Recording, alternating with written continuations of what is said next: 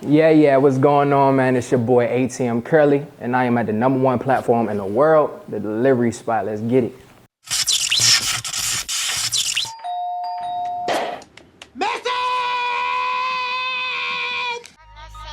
Call they phone about some bitches, bet they get up. Call my phone about some money, bitch, I been up. Bitch, I can go right on the gram and pull your fit up. I'm flexing shit just like Shedeur, I hold my wrist up. Just ride with me, I paint the picture. Them black trucks, we on a mission. We finna. So I'm originally from Baltimore, Maryland, raised in Richmond, Virginia. I came to Atlanta, Georgia from there. I am a artist, songwriter, entrepreneur. I'm also actually a vaccine specialist, which a lot of people don't know. I create content as well, trying to get into acting. I do a lot of things. So the name of the song that I'm performing today is Shedeur. It's produced by my homie Sandman Beats. He's up in Boston, Massachusetts. We locked in recently. We really been making a lot of crazy tracks, and this is just one of them for sure. What inspired this record? So I actually recorded this record during college football season. And if you know anything about college football, the Colorado Buffs have been like a big thing in the media, big thing in the sports world because of Deion Sanders, you know, who used to play in the NFL, and his son, Shedeur Sanders. So the song is called Shedeur. It's based around Shedeur Sanders. If you know anything about his touchdown celebration, he get right up in your face and he gonna throw that wrist up. So I definitely had to throw that bar in the song. Me and my team really mess with Colorado football. Them probably a little more than me, but we all fans for sure. And that's definitely what inspired the record. So growing up, I can remember listening to like a lot of Wayne for sure. Definitely mixtape Wayne.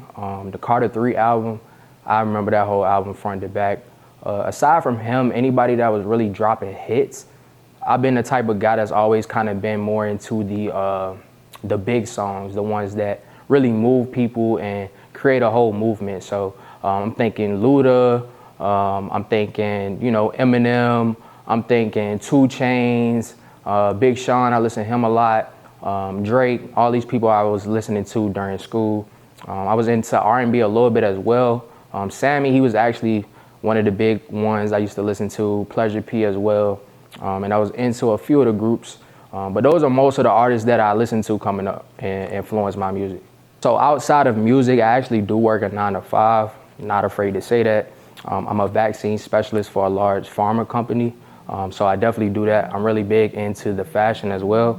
So I'm always looking at designing new clothes, things like that, coming up with ideas of stuff I could put out for my merch coming soon. So y'all be on the lookout for that. I also help with the delivery spot. So I'm glad to be a part of the team, you know what I'm saying? Help watch it grow, build. It's been dope from the beginning. It's only getting bigger and bigger as well. So definitely that. And then I just like to enjoy myself. I'm really big in the gym. I actually lost 30 pounds since last year. Shout out my brother Mel, you know what I'm saying? He helped me get that done. Definitely motivated me for sure. So I'm really big on the gym as well. And aside from that, you know what I'm saying, I'm trying to get things done. So anything that has to do with learning, growing, that's the stuff that I'm doing outside of music. So my biggest sacrifice I made from my career, if you know me, you might know this story, but literally January 1st, 2019, I took a leap and I moved to Atlanta, Georgia, where I'm at right now and been ever since. I didn't really have too much going on when I decided to come down here. It's not like I had, you know, 10, 20 bands in the bank account ready. It's not like I knew a whole bunch of people. I really only knew one person, which is my bro Mel.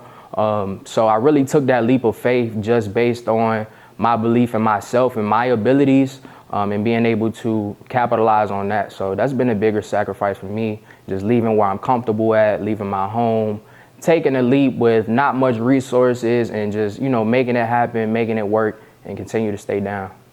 So for me personally, my biggest obstacle as an artist, I would say it just be overthinking. Overthinking a lot of things have held me back in my career for sure. Just not being able to attack in the way I needed to, just because I wanted to be prepared and ready. But I'm gonna let y'all know something. There's never going to come a time where everything aligns perfectly for you to just get out there and do it. So that's been one of my biggest setbacks, is just myself being in my own head and not fully tapping into my, you know, my true potential as an artist. So a big misconception about me, and this kind of ties into what I was just talking about, is a lot of people might think I got all my shit together.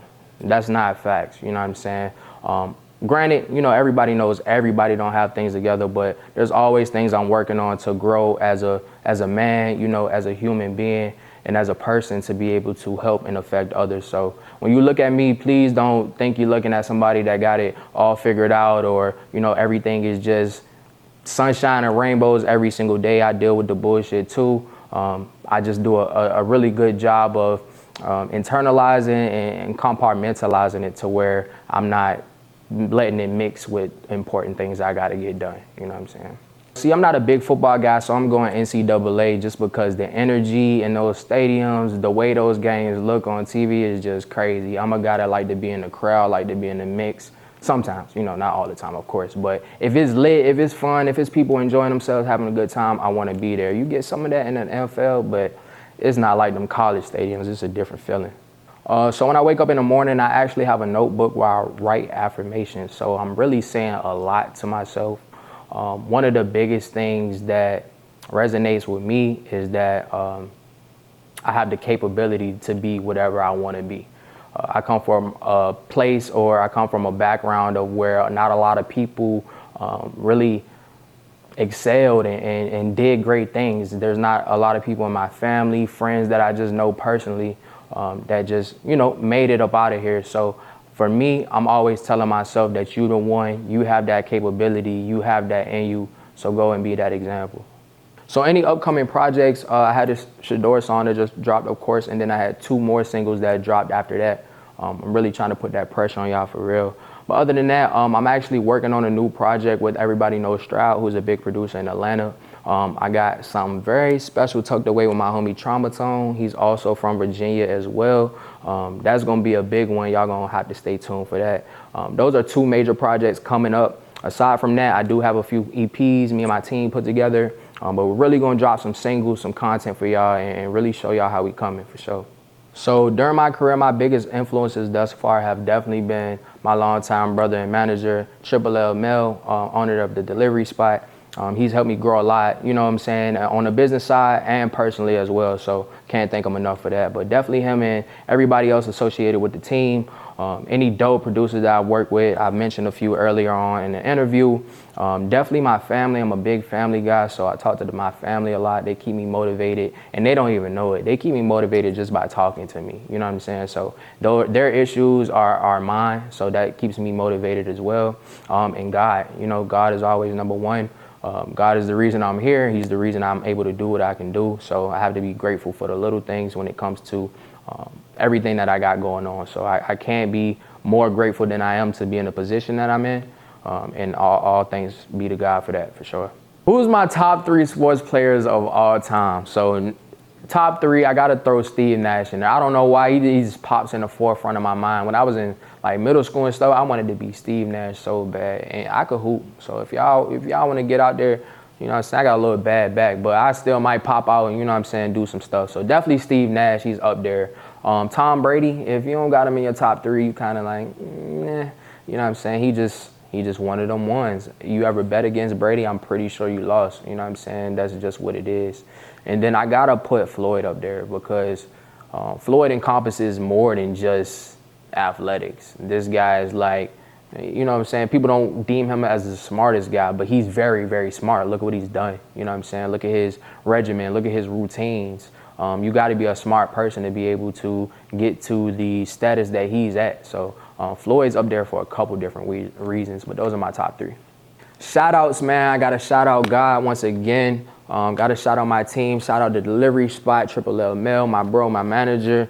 I want to shout out my sis, Janae James, as well. I want to shout out my mom, my family, all my brothers. Y'all know what it is, man. Shout out ATM, the gang. You know how we moving. You know how we coming. And shout out everybody that's watching this. I appreciate y'all for tapping in, tuning in with your boy. Continue to support, and I'm gonna do the same.